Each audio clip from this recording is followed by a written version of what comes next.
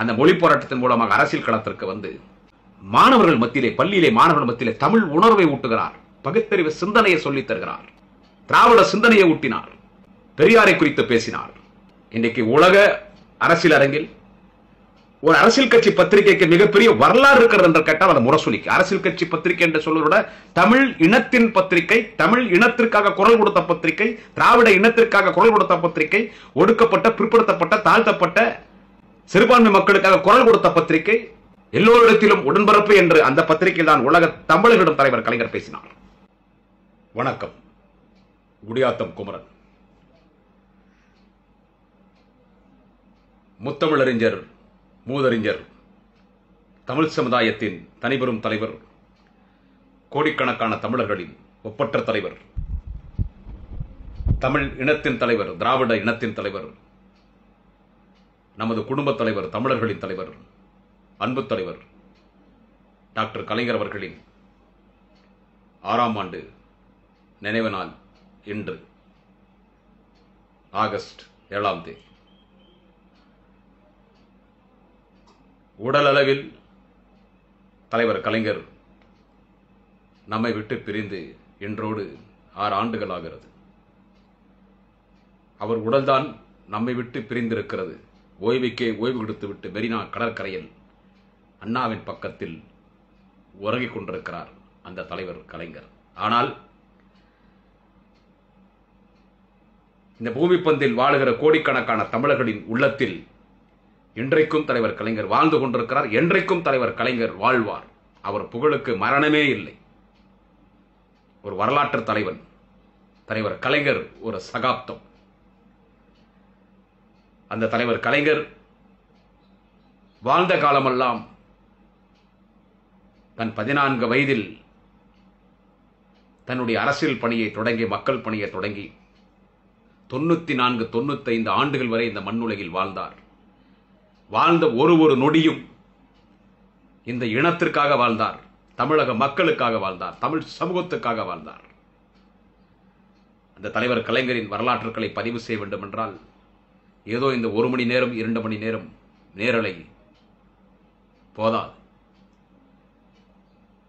எப்பொழுதெல்லாம் தலைவர் கலைஞருடைய பேனா குனிந்ததோ அப்பொழுதெல்லாம் தமிழ் சமுதாயம் தலை நிமிர்ந்தது. அந்த தலைவர் கலைஞர் உழைத்து உழைத்து உழைத்து உழைத்து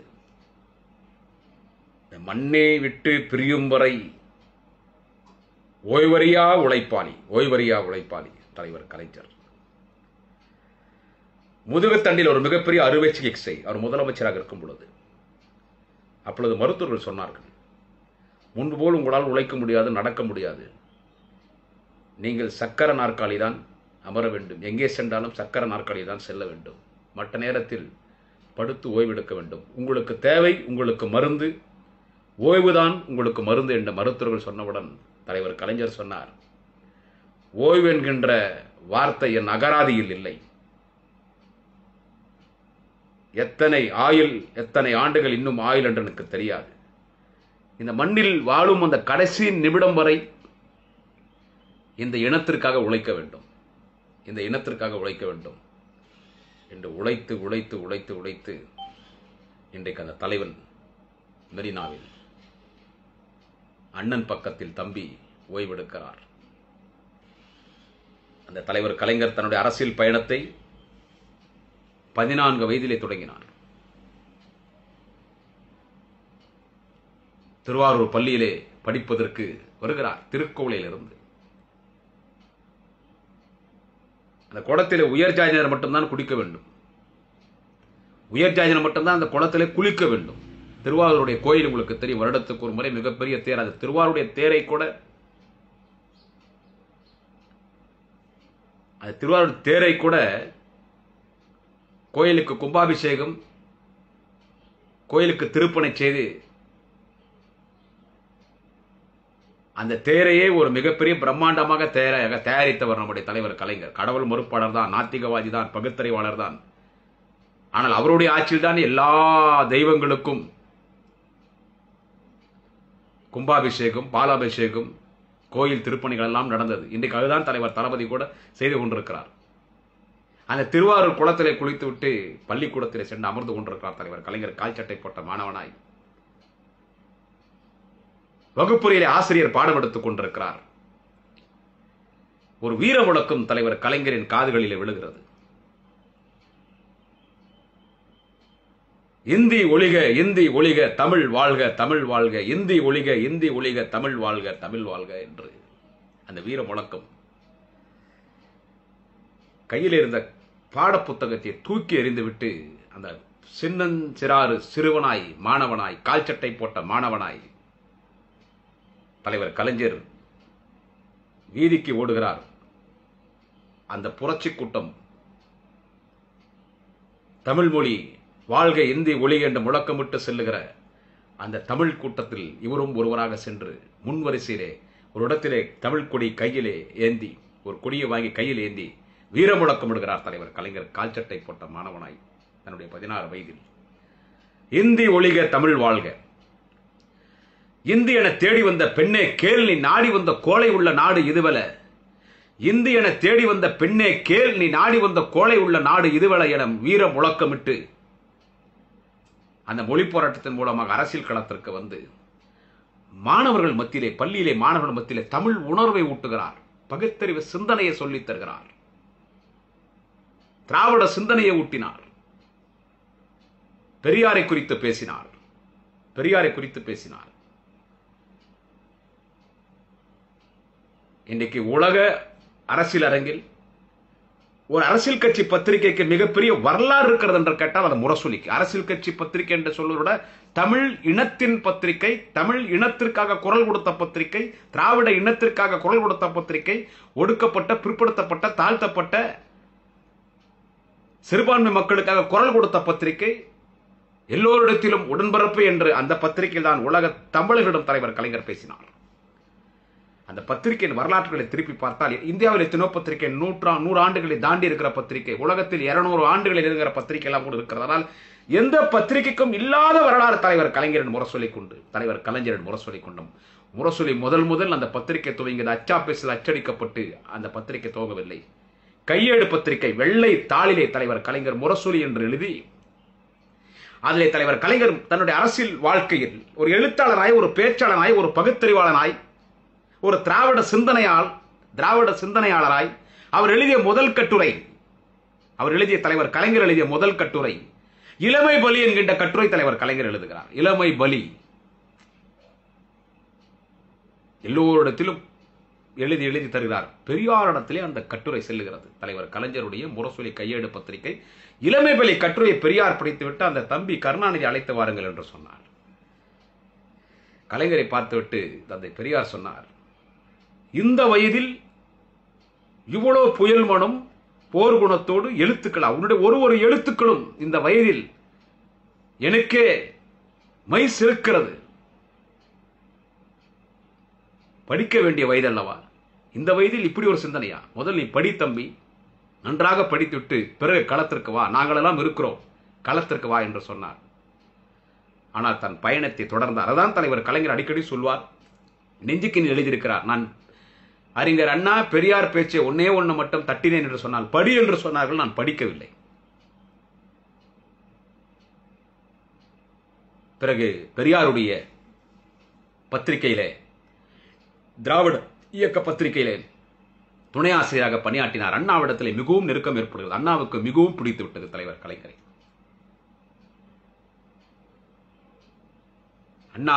அண்ணாவோடு பெரியாரோடு தலைவர் கலைஞர் பயணிக்கிறார். பல்வேறு போராட்டக் களங்கள், தலைவர் கலைஞருடைய வாழ்கிற காலமெல்லாம் பல்வேறு போராட்டக் களங்கள். 16 வயதிலே திருவாரூர் வீதியிலே கையிலே தமிழ் கொடி ஏந்தி இந்திய என தேடி வந்த பெண்ணே கேள், நீ நாடி வந்த கோலை உள்ள நாடு இதவல என்ன 16 வயதிலே கால்சட்டை போட்ட மாணவனாய் மொழி போராட்டத்தில் புயல் மனத்தோடு போர் குணத்தோடு அரசியல் களத்திற்கு வந்த தலைவன். கள்ளக்குடி போராட்டத்தில் அண்ணாவின் அறிவுரை ஏற்று கள்ளக்குடி போராட்டத்தில் டால்மியாபுரம் என்ற பெயர் மாட்டி கள்ளக்குடி என்று பெயர் வைக்க வேண்டும் என்ற தண்டவாளத்திலே தலைவைத்து படுக்கிறார் கலைஞர் இயக்க தோழர்களோடு. காவல்துறை அதிகாரிகள், தலைவர் கலைஞரே தண்டவாளத்திலிருந்து எழுந்திருங்கள், வாருங்கள் காவல்துறை வாகனத்துக்கு, உங்களை கைது செய்ய போகிறோம் என்ற காவல்துறை அதிகாரிகள் சொன்ன பொழுது அந்த தண்டவாளத்தில் படுத்து கிடந்தார் கலைஞர். திராவிட புரட்சியாளன் தலைவர் கலைஞர் படுத்து கிடந்தார். காவல்துறை அதிகாரிகள் அந்த ரயிலுடைய இன்ஜின் டிரைவரிடத்தில் அந்த ரயிலை முன்னாலே நகர்த்துகின்றனர். அந்த ரயில் நெருங்கி வருகிறது. தலைவர் கலைஞரிடத்தில் தலையை தொடுவது போல் அந்த சக்கரம் நிற்கிறது. கலைஞர் படுத்திருக்கிறார். உயிரை துச்சமென மதித்து தமிழ்தான் என் உயிர் மூச்சு, திராவிடம் தான் என் கொள்கை படுத்து கிடக்கிறார். பிறகு கைது செய்யப்பட்டு பாளையங்கோட்டை சிறையில் கைது செய்யப்பட்டு பாளையங்கோட்டை சிறையில் அடைக்கப்படுகிறார். அண்ணா அப்பொழுது கடிதம் எழுதுகிறார். பாளையங்கோட்டை சிறையில் அடிபட்டு கிடக்கும் என் தம்பி கருணாநிதி, ரயில் தண்டவாளத்தில் தலை வைத்து போடு, ஆட்சி பொறுப்பை ஏற்றுக்கொள் என்று சொன்னால் இரண்டும் சமதாக கருதக்கூடியவர் என் தம்பி கருணாநிதி என்று தலைவர் கலைஞருக்கு கடிதம் எழுதினார். அதனால் மாநாடுகளிலே இசைமுரசு நாகரணிப்பா பாடுவார். பாளையங்கோட்டை சிறையனிலே பாம்புகள் பள்ளிகள் நடுவினிலே அஞ்சாமல் உறங்குவதாறு நம் தலைவர் கலைஞரை பாரு என்ற ஒரு வரலாறு எல்லா மாநாடுகளிலும் பாடுவார்கள். அந்த தலைவர் கலைஞர் அவ்வளோ போர்க்குணம். ஏன் இதே புதுவை பாண்டிச்சேரியிலே கூட்டத்தில் பேசிவிட்டு வரும் பொழுது ஆரிய கூட்டத்தால் கடுமையாக தாக்கப்படுகிறார். கலைஞரை கொலை செய்ய வேண்டும், கடுமையாக தாக்கப்பட்டு ரத்த வெள்ளத்திலே தலைவர் கலைஞர் படுத்து கிடக்கிறார். அப்பொழுது எல்லோரும் தலைவர் கலைஞர் இயக்க தோழர்கள் காப்பாற்றி பெரியார் இடத்தில் அழைத்து செல்கிறார். பெரியார் கலைஞரை பார்த்துவிட்டு கலைஞருடைய காயத்துக்கு மருந்து போடுகிறார். அப்பொழுது கலைஞரிடத்திலே தந்தை பெரியார் சொன்னார், தம்பி, இன்றைக்கு உன் காயத்துக்கு நான் மருந்து போடுகிறேன். எதிர்காலத்தில் இந்த தமிழ் சமுதாயத்துக்கு மருந்து போட போகிற ஒரு தலைவன், திராவிட இனத்தின் தலைவன், மிகப்பெரிய தலைவனாக நீ உயரப்போகிறாய் என்று அன்றைக்கு பெரியார் சொன்னார். அந்த மாபெரும் தாடிக்கடவன், ஈரோட்டு பகலவன், சுயமரியாதை சுடர் தந்தை பெரியார் சொன்னார் கலைஞரிடத்தில். அந்த தலைவர் கலைஞர் பெரியாரின் அரவணைப்பால், அறிஞர் அண்ணாவின் அரவணைப்பால் போராட்டம் போராட்டம் என்ற இனத்திற்காக போராடி போராடி திராவிட முன்னேற்ற கழகம் என்ற இயக்கம் உதயமாகிறது. பெரியாரிடத்திலிருந்து அண்ணா பிரிந்து வருகிறார். சட்டமாமேதை பாபா சாஹிப் டாக்டர் அம்பேத்கருடைய கனவுகளெல்லாம் நிறைவேற்ற வேண்டும். தந்தை பெரியாரின் கனவுகளை நிறைவேற்ற வேண்டும். அதற்கு ஆட்சி பொறுப்பு கோர வேண்டும். திராவிடர் கழகத்தினுடைய கொள்கை தேர்தலில் இருக்கக்கூடாது. அதனால்தான் ஈரோடு மாநகர சபை தலைவராக இருந்த பெரியார் அந்த பதவியை ராஜினாமா செய்துவிட்டு நீதி கட்சி, பிறகு காங்கிரஸ், அதன் பிறகு திராவிட இயக்கத்தை தொடங்கினார்.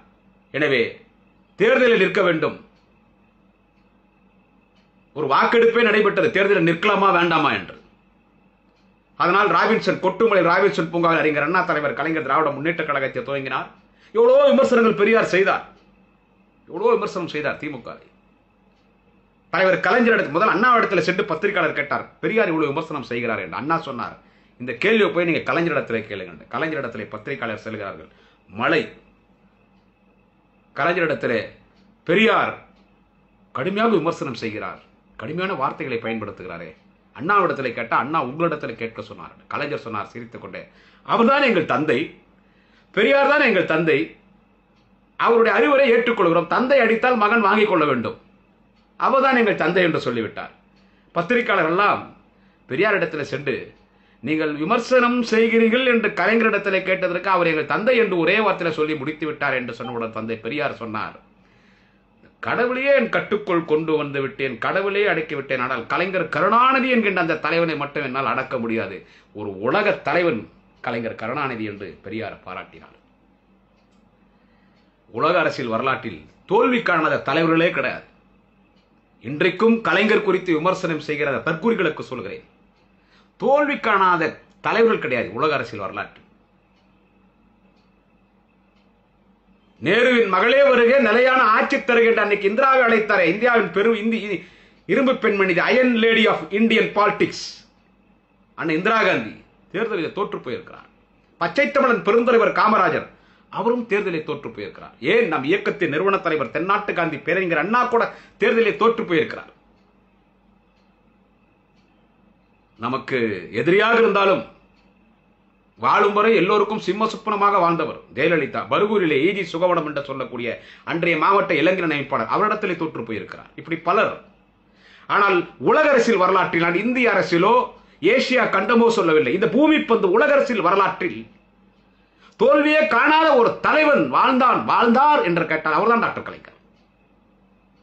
அண்ணாவின் மறைவுக்கு பிறகு இந்த நாட்டின் முதலமைச்சராக, கழகத்தின் தலைவராக பொறுப்பேற்கிறார். பெரும் கடமை தலைவர் கலைஞருக்கு. எவ்வளவோ லட்சியங்களோடு திராவிட முன்னேற்ற கழகம் துவங்கப்பட்டு திமுக போல் தோத்த கட்சி இல்லை, திமுக போல் ஜெயித்த கட்சி இல்லை.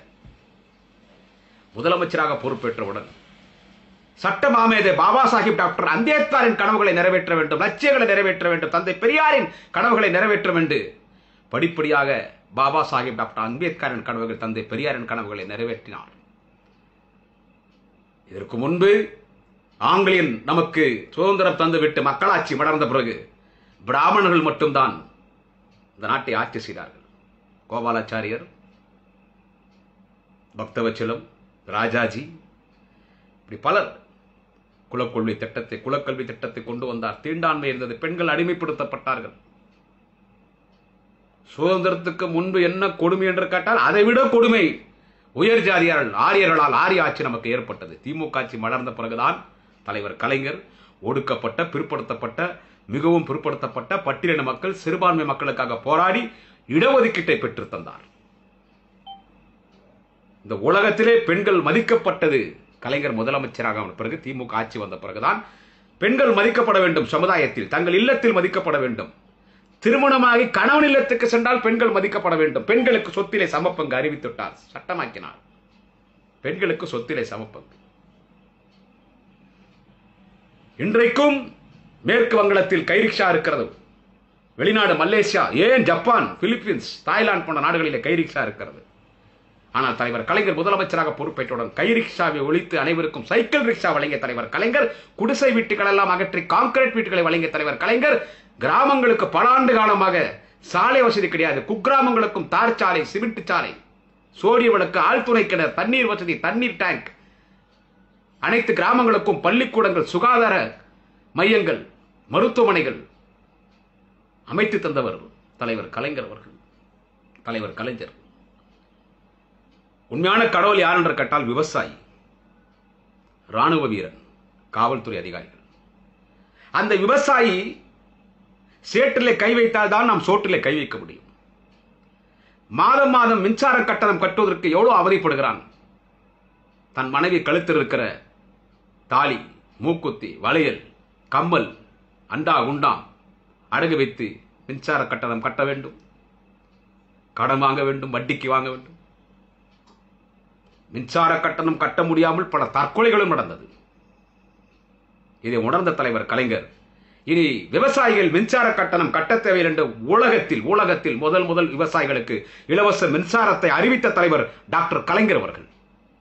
விவசாயிகளுக்கு 96ஆம் ஆண்டு ஆட்சி பொறுப்புக்கு வந்து உள்ளது பல ஆயிரம் கோடி கடன் தள்ளுபடி செய்தவர் டாக்டர் கலைஞர் அவர்கள். விவசாயிகளுக்கு பண சலுகைகள் செய்து தந்தவர் தலைவர் கலைஞர் அவர்கள்.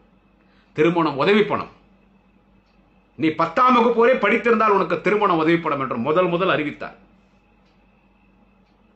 அப்பொழுதாவது அந்த திருமண உதவி பணத்திற்காவது அந்த பெற்றோர்கள் அந்த பெண்ணை ஒரு 10ஆம் வகுப்பு வரை படிக்க வைத்தாலும் கூட ஓரளவுக்கு அறிவு வந்துவிடும். அதனால் 10,000 என்று சொன்னார். படிப்படியாக உயர்த்தி கொண்டே வந்தார்.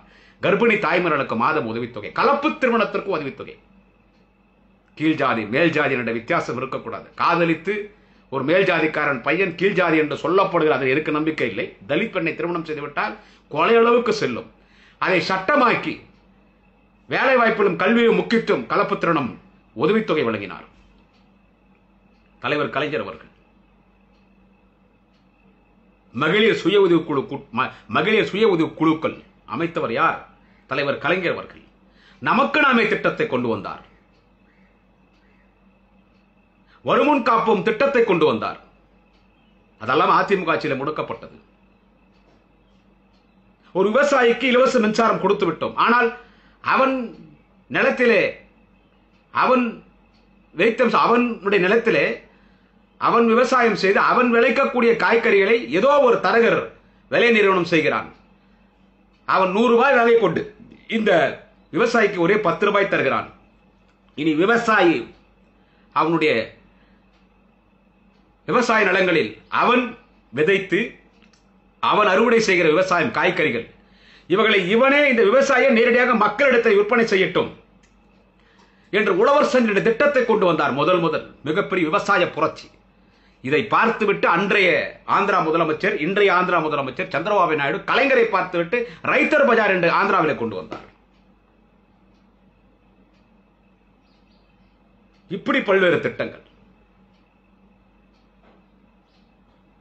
நான் முன்பு குறிப்பிட்டது போல் அவருடைய எழுத்துக்கள் தான் நம்மை வாழ வைத்தது. இன்றும் நாம் வாழ்ந்து கொண்டிருக்கிறோம். அவருடைய பேனா சாயும் பொழுதெல்லாம் தமிழகம் தலை நிமிர்ந்தது. சிறுபான்மை மக்களின் பாதுகாவலராய் திகழ்ந்தவர் தலைவர் கலைஞர். சிறுபான்மை மக்களுடைய பாதுகாவலர். எல்லா சமூகத்துக்கும் இடஒதுக்கீடு. இன்னைக்கு ஒரு மிகப்பெரிய பிரச்சனை இந்த நாட்டில். அரசியல் ஆதாயம் தேடுவதற்காக அரசியல் கட்சி அந்தஸ்தை பாமக இழந்து விட்டது. அரசியல் கட்சி அந்தஸ்தை திரும்ப பெற வேண்டும். வன்னியர்களுடைய அந்த வாக்கு வங்கி சரிந்து விட்டது. பாமக அவர்கள் அதை மீண்டும் பெற வேண்டும். அதனால் அரசியல் செய்கிறார்கள். 10.5%, 10.5%. ஏதோ வன்னியர்களுக்கு திராவிட முன்னேற்ற கழகம் ஆட்சி, திராவிட முன்னேற்ற கழகம் எதிரானது என்று பொய் பிரச்சாரம் செய்கிறார். ஆனால் ஒன்றை மட்டும் அவர்கள் மறக்கக்கூடாது. அந்த கட்சியினுடைய தலைவராக இருக்கக்கூடிய டாக்டர் ராமதாஸாக இருக்கட்டும், அன்புமணி ராமதாஸாக இருக்கட்டும், சொல்ல வேண்டிய செய்தி.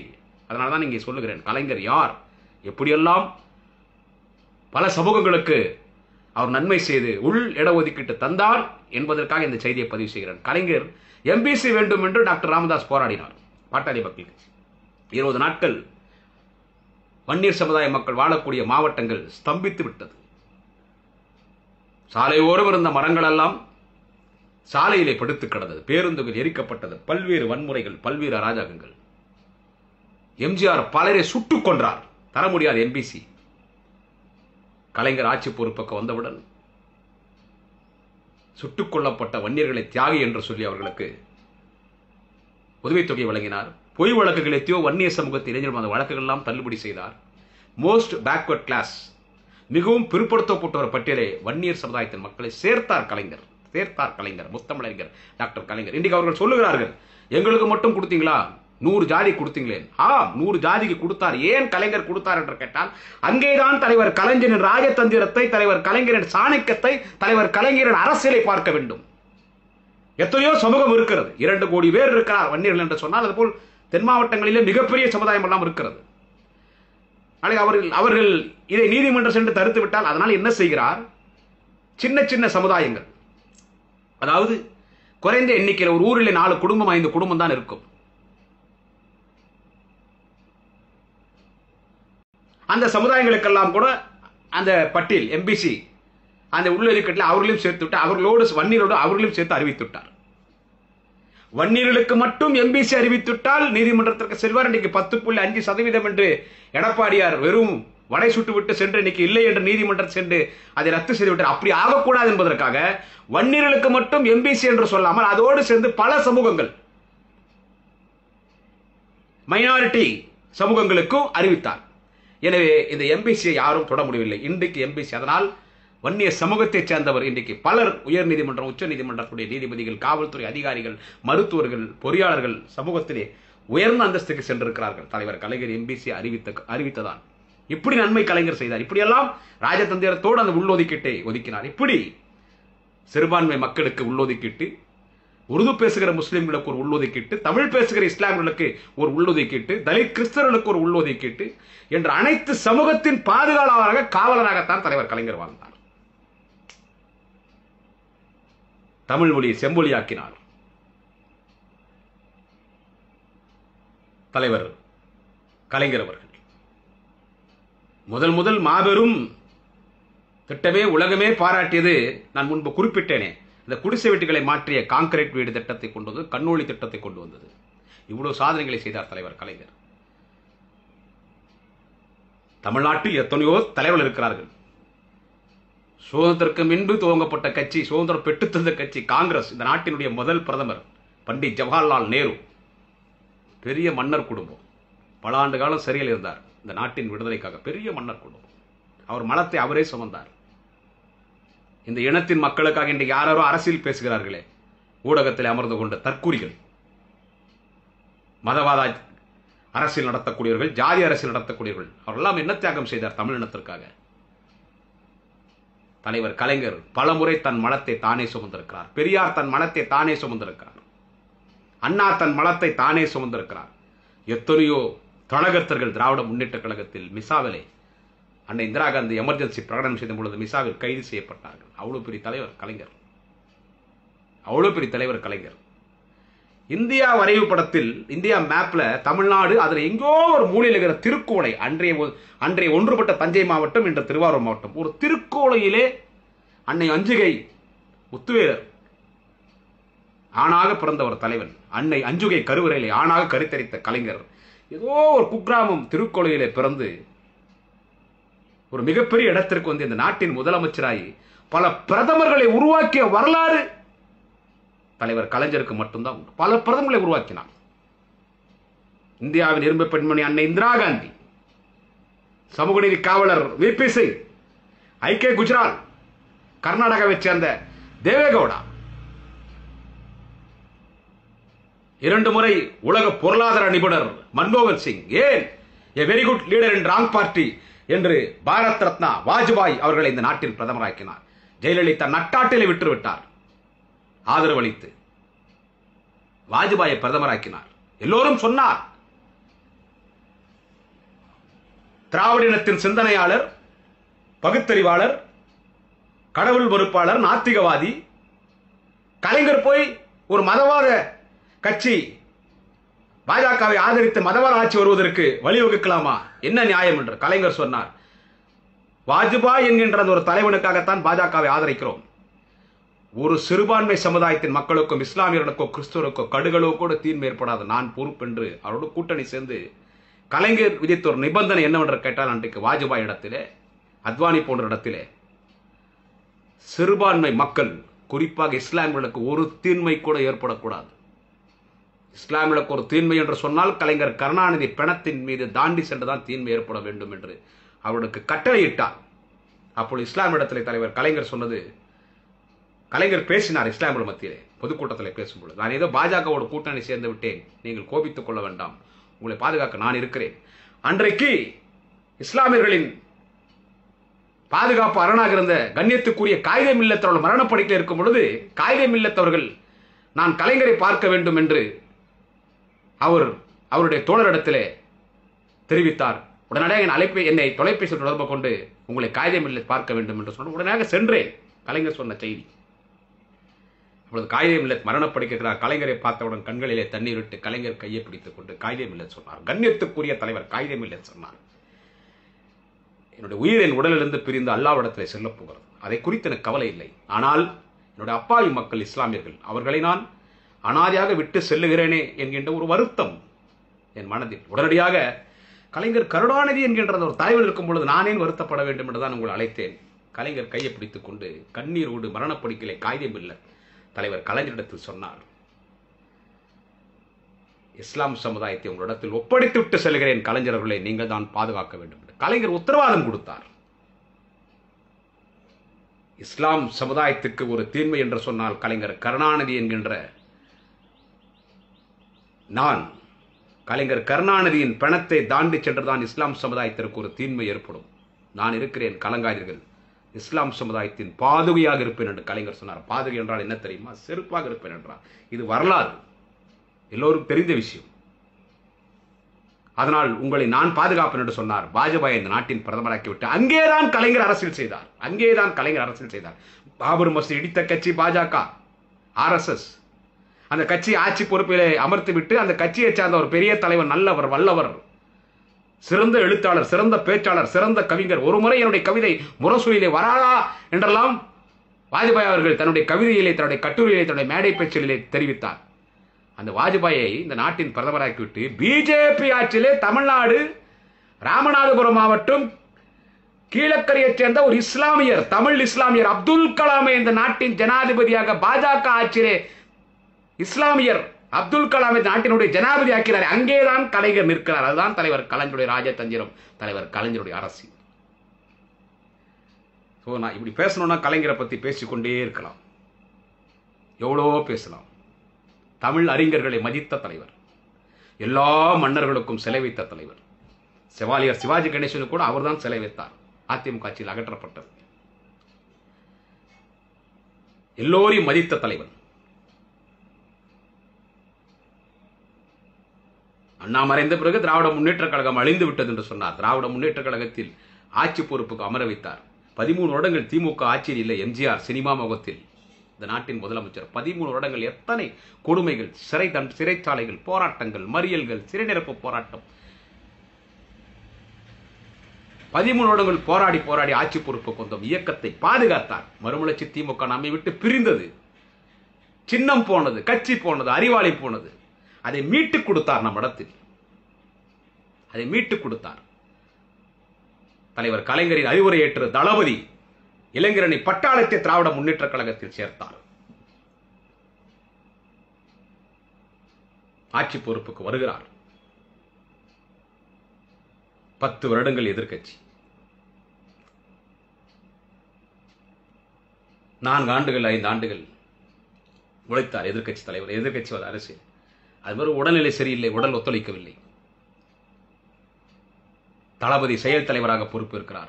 பிறகு கலைஞர் காவேரி மருத்துவமனையில் அனுமதிக்கப்பட்டார். இவ்வளவோ சிகிச்சை அளித்தும் வயதின் காரணத்தால், ஏன்னா 94 வயது அவர் மறையும் பொழுது அவர் உடலில் எல்லா உறுப்புகளும் செயலிழந்து விட்டது. இதய துடிப்பு மட்டும் இருக்கிறது. ஆக்சிஜன் எடுத்துவிட்டால் நின்றுவிடும் என்று மருத்துவர்கள் சொல்லுகிறார்கள் காவேரி மருத்துவமனையிலே. உடனடியாக தளபதியை கட்சியின் முன்னணி தலைவர்கள் கலந்து ஆலோசித்து எடப்பாடி பழனிசாமி என்று முதலமைச்சரிடம் போய் சந்திக்கிறார். இன்றைய எதிர்க்கட்சி தலைவர், அவர் அதிமுக பொதுச் செயலாளர். கலைஞருக்கு மெரினாவில் அண்ணாவின் நினைவிட பக்கத்தை இடம் தாருங்கள் என்று சொன்னவுடன் முடியாது என்று மறுத்து விட்டார் எடப்பாடி பழனிசாமி. முடியாது, எங்கேயோ வேலைச்சேரலை தருகிறேன், அங்கே தருகிறேன் என்று சொன்னார்.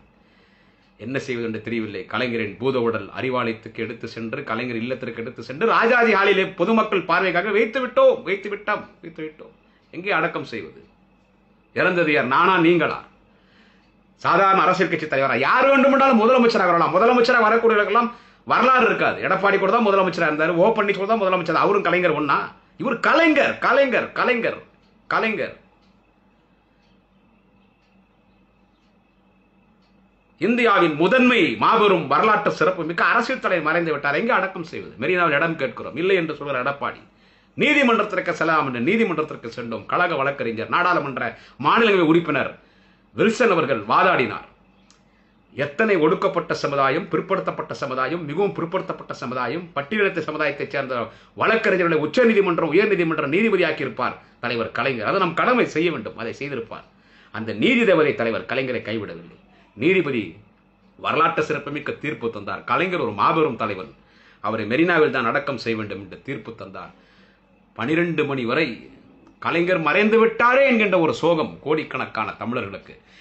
அடக்கம் செய்வதற்கு மெரினாவில் இடம் கிடைக்குமா என்று அது ஒரு மிகப்பெரிய சோகம். இந்த தீர்ப்பு வந்தவுடன் கலைஞர் மறைந்து விட்டாரே என்ற சோகத்திலே கண்ணீர் கடலிலே தத்தளித்துக் கொண்டிருந்த கழக உடன்பிறப்புகள் கலைஞருக்கு மெரினாவில் இடம் நீதிமன்றத்திலே தீர்ப்பு என்றவுடன் எல்லோரும் மகிழ்ச்சியாக கலைஞரின் புகழ் வாழ்க, கலைஞர் வாழ்க என்ற முழக்கமிட தளபதி கண்களிலே தண்ணீர் விட்டு கை கும்பிட்டார். பாருங்க, அந்த காட்சி இன்னும் மனசுல நிற்குது.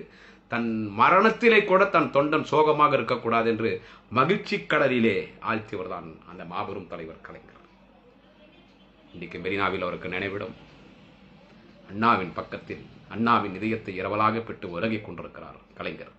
கலைஞர் இல்லையே என்கின்ற மன வருத்தம் எங்களுக்கு இல்லை. ஏனென்றால் கலைஞராக வாழ்ந்து கொண்டிருக்கிறார் தமிழகத்தின் மாபெரும் தலைவன், முதல்வர் தலைவர் தளபதி. இன்னும் 50 ஆண்டு காலம் இந்த இனத்தை வழிநடத்தி செல்வதற்கு கலைஞரினுடைய பேரப்பிள்ளை மாண்புமிகு அண்ணன் உதயநிதி ஸ்டாலினையும் கலைஞர் இந்த மண்ணுலகத்திற்கு தாரைவாய் தந்துவிட்டு தான் சென்றிருக்கிறார். எனவே அந்த தலைவர் கலைஞரின் புகழ் ஓங்குக, தலைவர் கலைஞரின் புகழ் வாழ்க. தலைவர் கலைஞர் நினைவு நாளில் இப்பொழுதும் சொல்கிறேன், தலைவன் எங்களை விட்டு மறையவில்லை. உன் உடல் மறைந்திருக்கிறது. உன் உடலுக்குத்தான் மறைவு, உன் உடலுக்குத்தான் மறைவு. உன் உடலை புதைத்திருக்கிறோம் மெரினாவில், மன்னிக்க வேண்டும், விதைத்திருக்கிறோம். கலைஞராக இருக்கிறார் எங்க தளபதி, வாலிப கலைஞராக இருக்கிறார் எங்கள் அண்ணன் உதயா. தலைவர் கலைஞர் நினைவு நாளில் நாம் சபதம் ஏற்க வேண்டியது, ஆரிய கூட்டம் எவ்வளவோ சதி செய்கிறது. ஒரு சில புரோக்கர் கூட்டங்கள், இந்த நல்ல பதிவில் அவருடைய பேரை குறிப்பிடக்கூடாது. யார் புரோக்கர் கூட்டம் என்று உங்களுக்கு தெரியும். கூலி வாங்கி கொண்டு கலைஞர் அன்றைக்கு விமர்சித்துக் கொண்டிருக்கிற புரோக்கர் கூட்டங்கள், இவர்களின் கொட்டத்தை அடுக்க வேண்டும். தலைவர் கலைஞர் நினைவு நாளில் நாம் ஏற்க வேண்டிய சபதம் தமிழர்கள் 17 மாதம் 18 மாதம் என்று வெகு தூரத்தில் இல்லை, விரைவில் வந்துவிடும். 2026 நடைபெறுகிற சட்டமன்ற தேர்தலில் மீண்டும் மக்களின் பேராதரவோடு தலைவர் கலைஞரின் ஆசியோடு கழகம் ஆட்சி கொற வேண்டும். நம் தலைவர் தளபதி மீண்டும் தமிழ்நாட்டின் முதலமைச்சராக பொறுப்பேற்று மக்களுக்கு நல்லது செய்ய வேண்டும். கலைஞர் பெண்களுக்காக ஆட்சி நடத்தினார். அதே போல்தான் தலைவர் தளபதி நான் முன்பு குறிப்பிட்டது போல் இலவச பேருந்து பெண்களுக்கு, புதுமை பெண் திட்டத்தில் பெண்களுக்கு 1000, குடும்ப தலைவிகளுக்கு 1000 என்று பெண்களுக்கு ஆட்சி நடத்துகிற தலைவர் தளபதி, பெண்களின் பாதுகாவலர், பெண்களின் காவலர், தாய்க்குளத்தின் தவப்புதல்வன், தமிழ் தாயின் தவப்புதல்வன் தலைவர் தளபதி 2026 ஆட்சி பொறுப்புக்கு வந்து மக்களுக்கு பணியாற்ற வேண்டும். எதிர்காலத்தில் மாண்புமிகு அண்ணன் வாலிப கலைஞர் உதயநிதி ஸ்டாலின் இந்த நாட்டில் ஆட்சி செய்ய வேண்டும் என்று சபதம் ஏற்போம். தலைவா, உன்னை வணங்குகிறேன். வீர வணக்கம், வீர வணக்கம், வீர வணக்கம். தலைவர் கலைஞருக்கு வீர வணக்கம். நன்றி. குடியாத்தம் குமரன்.